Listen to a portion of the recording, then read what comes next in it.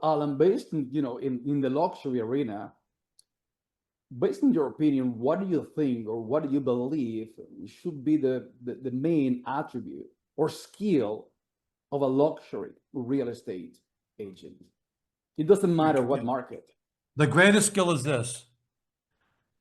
As I said, very wealthy homeowners have developed antibodies to agents bragging about themselves, and for a few reasons. First of all, most of the most successful people in the world, they don't see real estate professionals as being at a higher level than they are. Some of them see the real estate as a lower level than heads of banks and stockbrokers or whatever. So it's foolishness to go in there and try to brag. It's the same thing when people call expireds and try to brag on the phone. They're basically saying, I'm the best at what you hate. I'm king rat. So they've got to give up their ego, because 75% of homeowners only bring in one agent, and they'll lose it if they make it about themselves. And so what they have to do is this. They have to show they possess the greatest ability to understand the nuances and the distinctiveness of their home, and they know how to articulate it, and they know how to distribute that into all of the influences. And one of the most important questions is this. If you're a luxury resident, I'm going to say, Peter, would you like me to take a few minutes and share with you the way in which I'd like to describe your property to my luxury network? That's your whole presentation. But you've got to go to AI before you go and say, what are the 10 best ways to describe a home with all the details? And then you got to take 30 minutes. And then you've got to be able to, then you've got to be like a songbird. Well, here's the way in which I like to describe the view. Peter, this home has vistas and views that Ernest Hemingway couldn't describe. Oh, I like that. Okay. Well, I love the way this works into all of your principal rooms. Your home is second to none in terms of this. You've got to be prepared, because that's your presentation. Because they know that the home doesn't depend upon somebody coming to you and saying, well, before we buy the home, we need to know more about the buyer agent. No, before we buy the home, we need to know more about the listing agent. Gee, we love the kitchen, but can you tell us more about the listing agent? Because people aren't stupid. They know that you have very little to do with how the buyer is going to interpret the lifestyle. But then you want to say to the homeowners, the reason we want to customize this marketing system is because the reason I like to have open houses is that sometimes gives me the best chance to speak directly to the buyers rather, because a lot of the buyer agents, they'll come in, open up the closet and say, I think this is the family room. That's why I want to make sure I'm speaking directly, because what you're saying is this. You've got to influence me. It's range, reach, and influence. You have to influence me. And the only way you can influence people is through images and text.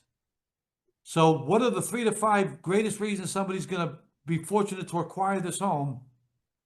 Then after they give you all of the reasons, you say this, Peter, now that we've gone over all of the reasons why some would be fortunate to acquire this lifestyle here, or overlooking Diamond Head, is there anything about your property that you think a buyer or a buyer agent might look to criticize that we should be prepared for, so we can strategize over tonight?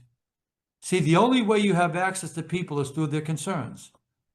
And so the more you involve them in telling the story, and the more that you're able to have a better way, that you have a deeper understanding. That's why you never use the word like comps, because that's disingenuous. See, no, you never say similar homes. It's like, let's take a look at some similar children, because, as I said, because if a buyer agent shows a property and the buyer says, it's not for us, what buyer agent in the world is ever going to say, well, let's go take a look at some similar homes? No one would pull that nonsense. Why pull it with a homeowner? I don't care if you say, oh, they're all level D, they're all this. There's nuances in every single apartment and condo and co-op in Honolulu. Am I right? There's something different about every single property, and then you've got to make that difference the fact that the corner of that building doesn't block the sunset at after this and that, and those others do, that's worth another $100,000 to you. And so that's what it's all about. It's having the greatest command and being able to put the best possible spin, which is your fiduciary responsibility, while being honest and forthright. And that's the key, because I'll tell you, I was on so many luxury lists, your head would spin, but that was what I did more than anybody that I knew, is I had the ability to be able to describe, I was able to sell back to them. In fact, I'll end with this. I don't think I ever had a homeowner, it happens to a lot of agents occasionally. I don't think I ever had a homeowner say this to me, Alan, you love our home so much, why don't you buy it? That happened every single time, because I would work, and it had nothing to do with pricing. I would work myself into such almost like a trance of love for that property in every possible way that I could tell the truth, but it was the best thing that could be said about everything about the home. Okay, people can't resist that. And you never have to talk about yourself. You never have to talk about yourself. For example, when you're going through the home and the homeowner says, like, more residential than vertical real estate, more horizontal. Oh, Alan, we used to have concrete cemented around the swimming pool and sliding glass doors, but we upgraded to French doors and blue slate. I'd always go like this. That's really going to give us a marketing advantage. Whose idea was it to do that? And one of them would always, oh, that was my idea. See, they can't resist you because I just redeemed the decision. That's really going to give us a marketing. Whose idea was that? As opposed to, oh, that's beautiful. Oh, that's lovely. That's gracious. But you get that over doing hundreds and hundreds of appointments like that.